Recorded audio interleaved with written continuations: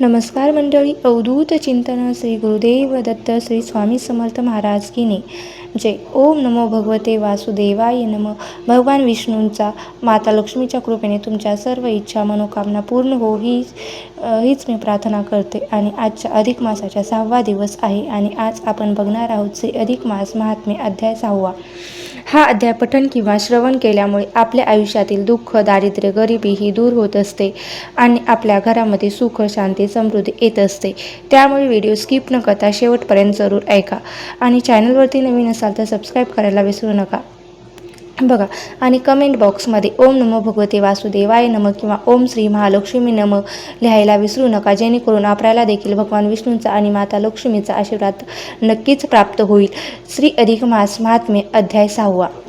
कार्यारंभी प्रथम नमन श्री गणेशाते करुणिया देवी सरस्वती सह चरण धरले मी सद्गुरूंचे हात जोडून केली प्रार्थना मी पूर्ण व्हावी मनोकामना सिद्ध सजावे ग्रंथरचना तुमच्यावर प्रसादे सूत सांगते शोधा शोणकाधिकाना नारद पुसतसे नारायणा काय कारणे वैकुंठराना आणि मलमासा गोलोकी ऋषी सांगती नारदासे हेत धरुणी मानसी आणले तया कृष्णापासी करुणी काही विचार श्रीहरी येता गोलोकात तेथील पाहुणी वैभव अद्भुत भव्य प्रसाद रत्न जडित येथे झाले महाद्वारी सवे घेऊनी गरुड वाहन आले मनमास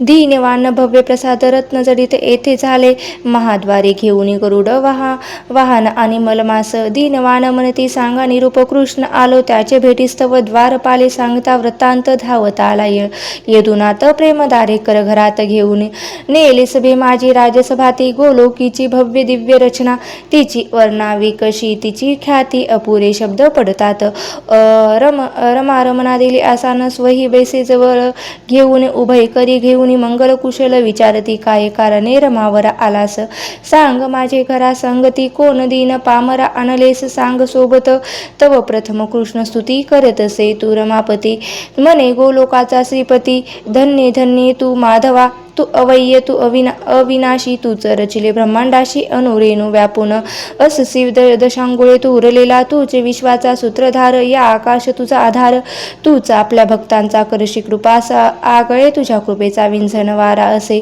लागला ज्या पामरा त्याचा दैन्य भार सारा तू दूर होय क्षणात बहुगमाचे करण्या क्षमन तुझे नाम औषधी जाण तेने तरले कित्येक जण बुडता भवसागरी तुझी नाम नौका थोर भक्ताशी नाही पैल पार पतंतीचा करी उद्धार कृष्ण नाम पावन सभोवतीचे सर्वच भाजन ऐकती ते स्तुती स्तमन मनी त्याचे काय कारण दोघे असताशी एकची विष्णू कृष्ण दोन आकृती एकच ईश्वर तत्वांते अपूर्ण दोघांची ती शक्ती भिन्नपण त्यात कुठे असे असतात लोक व्यवहार म्हणून का हा आचार ऐसा मनी करती विचार पाहुनी कृष्ण श्रीहरीची तव कृष्ण दाखविला श्रीहरीच्या पदी झुकला वरचे वर उचलून त्याला गळा लावला श्रीहरीने ती उभयंतांची भेट पाहुनी गरुड आनंदला मनी त्यानेही पुढे होऊन श्रीकृष्ण चरण वंदिले गरुड हलकेच मलमास सांगे वंदी कृष्ण पदास तुझ्या उद्धार त्याचे भेटी तुझला येथ आणि श्रीहरीची आज्ञा घेऊन मलमासाची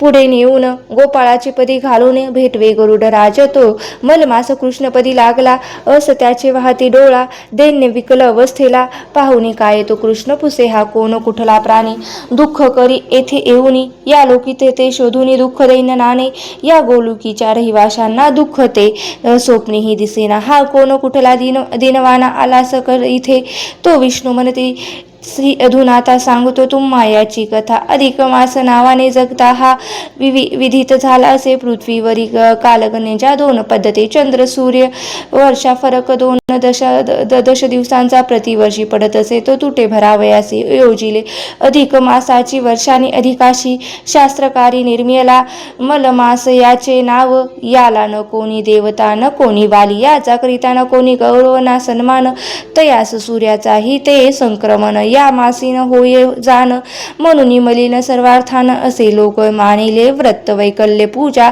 दाने या मासीनच करणे म्हणून हावेत हो मने शरण आला मज लागी कोठे न मिळे आश्रय उपाय ठरता निरुपाय आठवणी माझे पाये चरण धराया ऐकता त्याची करुणी कहाणी दया उपजली माझे मनी उद्धार त्याचा करावा म्हणून जेव्हा केला विचार तेव्हा आठविले माझे चित्ता गोलू की तू समर्थ असता का मी करावी चिंता या पती उद्धाराची आपल्या जरी दोन आकृती तरी कार्य एकच कृती पतितांची चिरविश्रांती कृष्ण हरी चरणास माझी इच्छा तूच फिरविसी मम कार्यास तू करसी मम भक्तास तू रक्षिसी धाव घेऊन मम रूपे गजेंद्र पडता संकटात माझा धावा झाला करीत तो माझाच रूपे धावत रक्षिणेला तू त्याशी ब्रीत आपले भक्त रक्षण शरणागताचे ते कल्याण करण त्याचे उद्धरण नेन असे पैलरा माझे चरण तुझी गती तू पतितांची सुख विश्रांती मम भक्त तुझ पतित असती करशी उद्धार ही तुझी लीला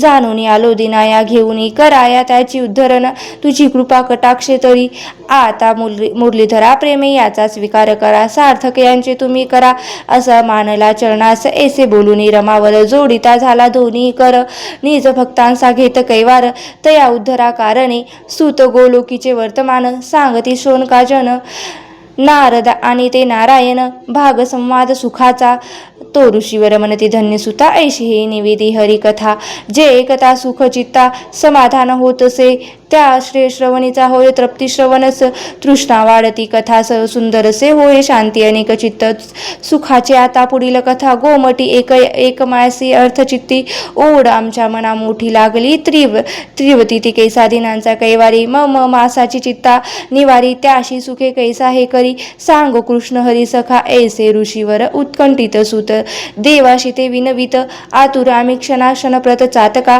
परी झाला रे हे ब्रह्मन नारदीय पुराणीचा 6वा अध्याय पुरुषोत्तम विज्ञापनेचा पूर्ण झाला अधिक महात्म्याचा असे पुराण संबंध अरुण विनवी करे खास स्वीकारा प्राकृत रचनेचा 6वा अध्याय हरिचरणास प्रेम भावे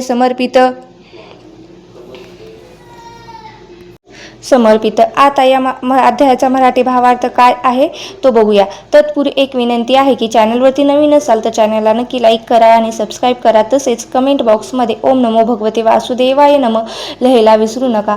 ओम महालक्ष्मी नमः लिहायला विसरू नका.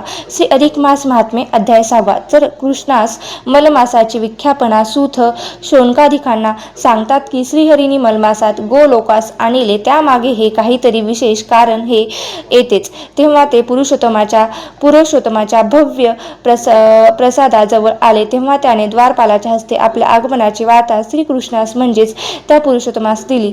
त्याचबरोबर तो धावत त्यांच्या स्वागतास पुढे आला. श्रीहरी गरुड आणि त्यांच्या सोबतच्या दिनवाण्या मलमासात पाहून पुरुषोत्तमास पुढे आश्चर्य वाटले आणि त्याने प्रथम रीतसर वैकुंठनाथाचे स्वागत केले. एकमेकांना कुशल मंगल विचारले. त्यावेळी नारायण पुरुषोत्तमाची नानावी स्तुती स्तवनाने सुंदरशी स्तुती केली.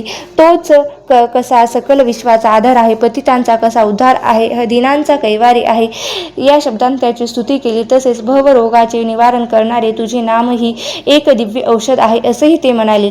तोच कृष्णाने ही एक ती लीला सर्वांना दाखवली. ती पुढे होत श्रीहरींच्या पदी झुकला तेव्हा श्रीहरीने त्यास उचलून घेत गळा भेट दिली. ती उभयंताची भेट पाहून गरुड आनंदला. त्यानेही पुढे जाऊन श्रीकृष्ण चरण धरले. गरुड हलकेच मलमासात म्हणाला, तुझा उद्धार करण्यासाठीच भगवंताने तुला या पुरुषोत्तमाकडे आणले आहे. तेव्हा त्याचे चरण वंदन कर. त्या सूचनेनुसार मलमास आला आणि त्यानेच शरणागत भावाने पुरुषोत्तमाचे चरण धरले. तेव्हा श्रीहरीस हा कोण, माझ्या येण्यास काय कारण, इकडे येण्यास असे विचारले. तेव्हा वैकुंठनाथाने मलमासाची सारी कथा सांगून आता तूच याचा स्वीकार कर, त्याचा उद्धार कर अशी विनंती केली. हा ब्रह्मत नारद पुराणीचा पुरुषोत्तम चरणी मलमासाची विज्ञापना नावाचा 6वा अध्याय पूर्ण होतो. तुम्हाला जर हा अध्याय आवडला किंवा कथा आवडली असेल तर चॅनलला लाईक करा, सबस्क्राईब करा आणि तुमच्या मित्रपरिवारासोबत जरूर शेअर करा. धन्यवाद. ओम नमो भगवते वासुदेवाय नमः. ओम नमो भगवते वासुदेवाय नमः.